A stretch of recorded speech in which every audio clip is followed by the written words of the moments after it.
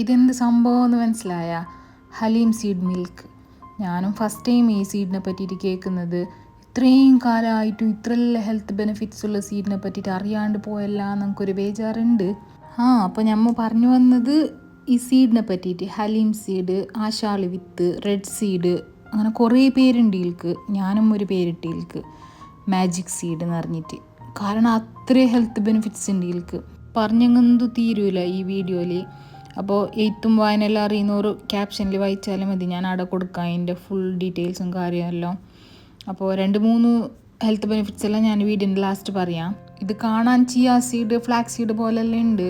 വെള്ളത്തിൽ ഇട്ടുവെച്ചെങ്കിൽ ഇങ്ങനെ chia seed പോലെ തന്നെ ഇത് ഉണ്ടാവല്.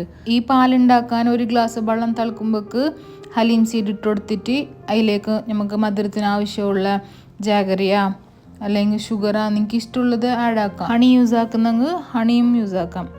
എന്നിട്ട് അത് തിളക്കുമ്പോഴത്തേക്ക് 1 കപ്പ് ചൂട് പാൽ ഒഴിച്ച് കൊടുത്തിട്ട് അത് തിളപ്പിച്ചിട്ടെടുത്തെങ്കിൽ ഈ മിൽക്ക് റെഡിയായി.